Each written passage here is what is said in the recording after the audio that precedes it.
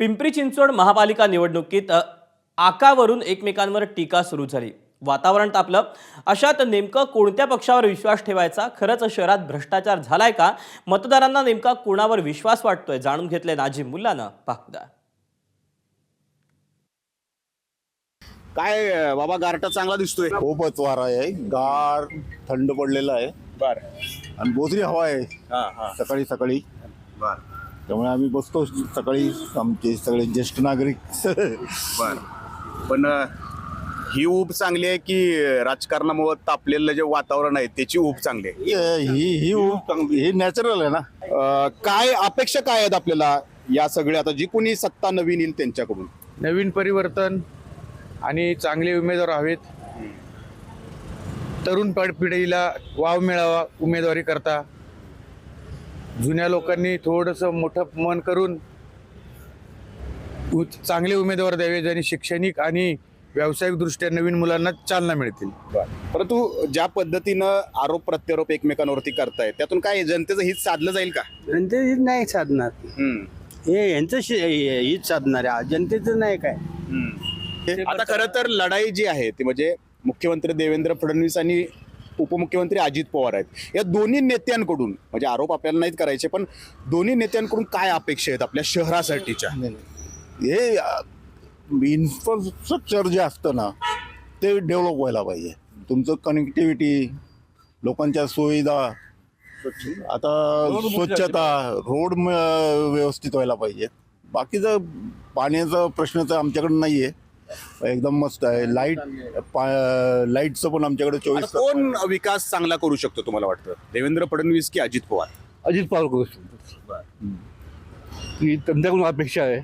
कारण त्यांना पूर्वीपासून ह्या भागात लक्ष आहे पिंपरी चिंचवडमध्ये, आणि त्यांनी प्रयत्न खूप केले आणि त्याच्यामुळे ह्या भागाचा विकास झालेला आहे. खरं म्हणजे राष्ट्रवादी काँग्रेस किंवा जी पहिली काँग्रेस होती, राष्ट्रवादीने जो विकास केला आहे त्या पद्धतीने आत्ताच्या ह्या 7-8 वर्षामध्ये विकासाचा भाग हा तसा ठप्प झाला. कारण का नगरपालिकेमध्ये पिंपरी चिंचवडमध्ये सत्ता बदल थोडी झाली गेली, त्यामुळे विकासाचा भाग काही ठिकाणी ठप्प किंवा बाकीच्या काही गोष्टी ज्याच्या त्याच्या पक्षांनी त्याग केल्या गेल्या.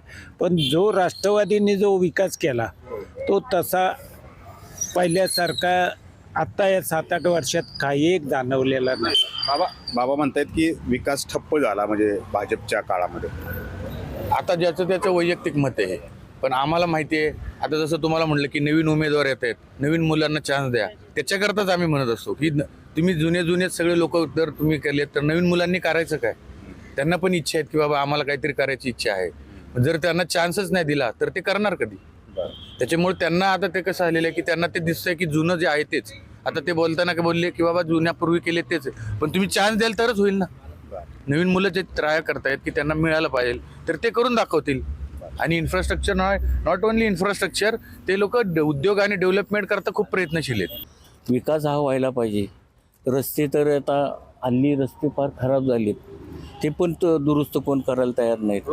रुंद व्हायला पाहिजे रस्ते. गाड्यांना पार्किंगला जागा नाही आमच्याकडं. ते तर म्हणतात की आम्ही जर्मनीच्या धर्तीवरती इथं अर्बन स्ट्रीटचे रस्ते केले. ते आता कधी बघायला मिळते ते सांगता येणार नाही आम्हाला. बघू आता. आता इथून काय म्हणले?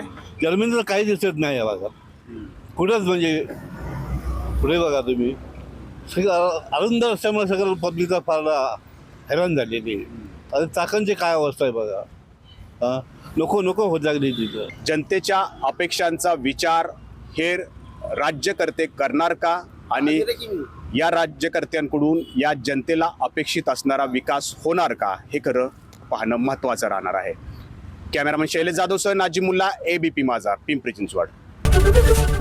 ABP माझा, उघडा डोळे बघा नीट.